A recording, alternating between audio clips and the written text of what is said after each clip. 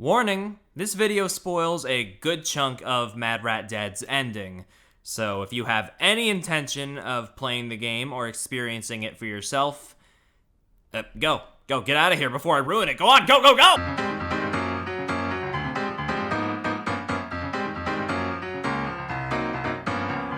Mad Rat Dead is absolutely fantastic. It's a one-of-a-kind rhythm-based platformer where you actually keep control at all times. Its cartoon punk art style is a joy, and surprise, surprise, the music is absolutely phenomenal. Yeah, I've said this all before, let's move on.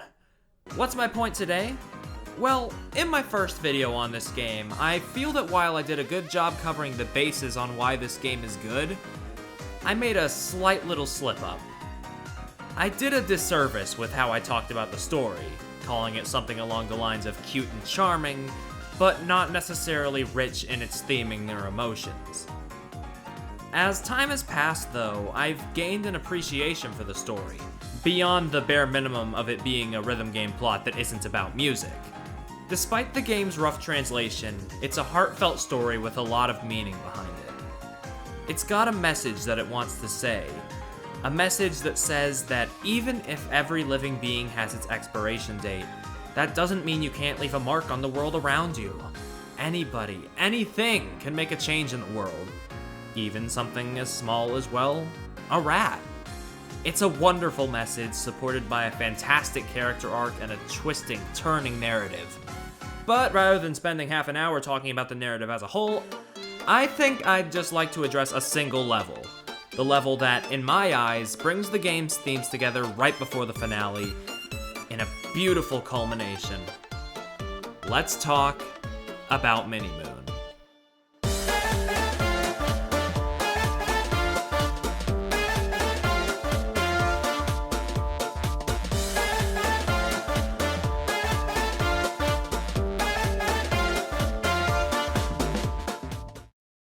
As far as level structure goes for Mad Rat Dead, this one feels very unique in how it presents itself. Sure, the city aesthetic has been done a lot over the last world and a half, but it's used in a much different way here. Most levels have you rushing through a landscape to the beat, doing tricky reactionary moves in a horizontal stage, the only real vertical sections coming into play with enemy chains and wall jumps. But with this stage, not counting boss stages, I'd say Mini Moon is probably one of the most vertical ones in the game. This verticality means there's a lot less high-speed reaction timing and a lot more, well, platforming. Still a good bit of dashing and bashing, though. I think homing attack chain fans are gonna get a real kick out of this one. Supporting that, aesthetically it's a lot more closed off than usual. You see far less of the bustling city, and more of just the building as you scale its enormity.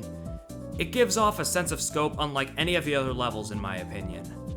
Rather than traversing the sewers, lab, or scrambling through the grass, you're climbing up this one building to reach the top and to finally see the moon.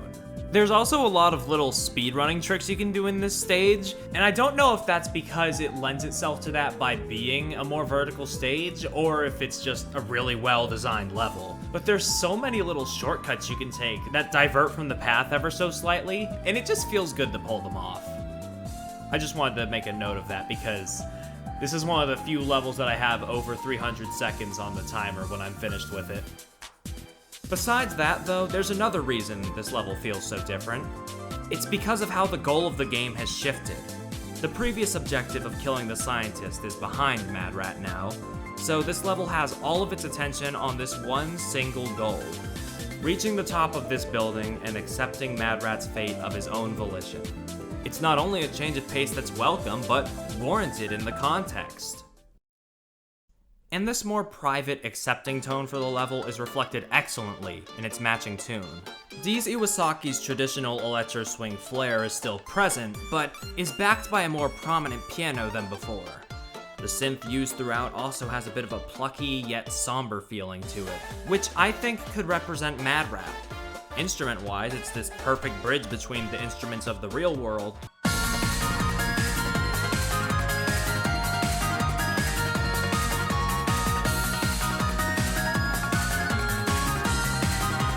and the electronic instruments used during the hallucinatory stages.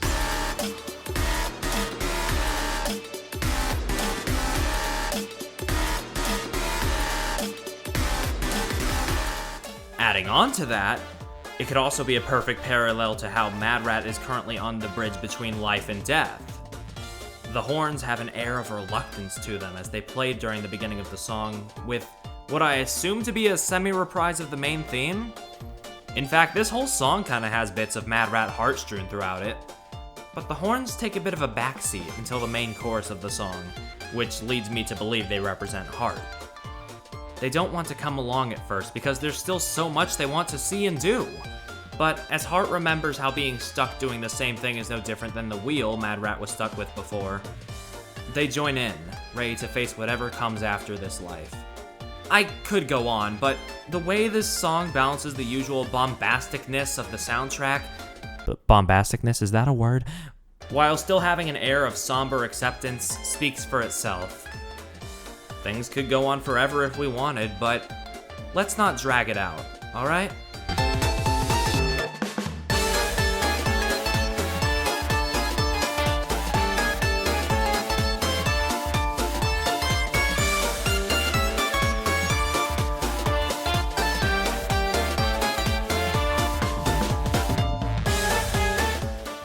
But it's not just the level that makes this part of the game so good. The way it meshes with the story so perfectly, and the way it brings the character arcs to their climax, it's just so dang good! I briefly touched on it before, but yeah, now's the time for me to go full rat rot and explain everything, huh? After the previous stage, which used the title theme as a thematic bookend for the end of Mad Rat and the Scientist's little conflict, our obstacle from before is more or less out of the way. And in turn, the roles of our main duo wind up reversed. Before, Mad Rat was anxious about his death. He was worried about dying without leaving an impact, as much as he tried to hide that behind his aggression and refusal to cooperate with others. Sure, he tried to cooperate with the mob rats before, albeit in his own kind of rude way. But when that didn't work out due to how they'd been conditioned, he closed himself off even further. It seemed like he was doomed to die alone, hallucinating and dreaming of cheese before his sharp, sudden, isolated death. But Heart helped him. He practically saved him. Or came as close to saving him as he could. Heart was able to reverse some of that pessimism and open up Mad Rat's real feelings. He was the only one listening, trying to help Mad Rat, instead of manipulating or ignoring him. And because of that, Mad Rat realizes how he wants to help make his mark. That was how he figured out what he needed. He saved the cat and the girl, but he did that because he opened his heart. The next scene does show that this isn't literally Mad Rat's heart, but that's not here nor there, let's not worry about that. My point is that now, here in this level, Mad Rat is the one comforting Heart. He's the one helping, while Heart's anxious, worried about what to come. But this anxiousness is from more than just wanting to spend more time together. It's also because Heart still knows things that Mad Rat doesn't. He helped Mad Rat open up to him, but now it's his turn to open up to Mad Rat. Heart knows that the scientist gave him to Mad Rat in an attempt to make him live longer. Or, well, something to that effect. The morality jury is still out on the scientist. Regardless, the way Heart phrases it between levels, it seems that because the experiment failed, both of them are gonna end up dying together. But as they climb up to the top of the tower, reminiscing on how they spent their day, seeing the moon, they realize that it might just be okay that the time has come. Or at least that would have been the case if Rat God didn't come around and fucking girl boss on them. Listen, I know it's a tempting thing to do, but they were having a gay moment. Can't you let them be? Anyway, speaking of the moon, how about we talk about that for a second, huh? In the context of Mad Rat Dead, I would say that the moon, the real moon, is a symbol of acceptance by choice, rather than acceptance by nature or force. In contrast to the cheesy moons, which only appeared under the effects of Mad Rat's hallucinations.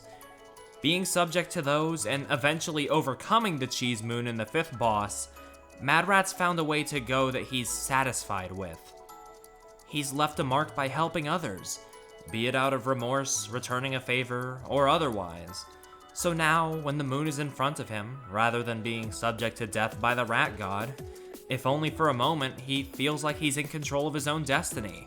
And even after the rat god girl bosses on him, this control of his destiny still sticks. His anxiousness about his death, his anxiousness about being controlled, it's all washed away. This cut dialogue from between the levels really solidifies that.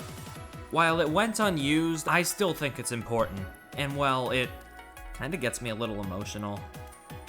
Heart, will you listen to my wish? I've been afraid of death this whole time. Forget killing the human. When I saw the moon, I didn't want to die yet. But it's different now. I'm fine with dying. If I can prevent your death. Please, no. I'm alright. I got to meet you. Let's bring down that false god and die happily. No, that's not right. You shouldn't die with me, Heart. Please. It's my last wish. Let me save you. At the time of making this video, it's been 1 year since the release of Mad Rat Dead, and about 7.5 months since I first played the game. I know this isn't the most intensive video I've ever made, but I feel like I owed this game something on its birthday, considering how it changed me so much. I mean, hell, if I didn't share my passion about it, who's to say if this channel would still be running to this day? Happy anniversary, a crazy little rat game. And here's to many more seeing your true genius in the future.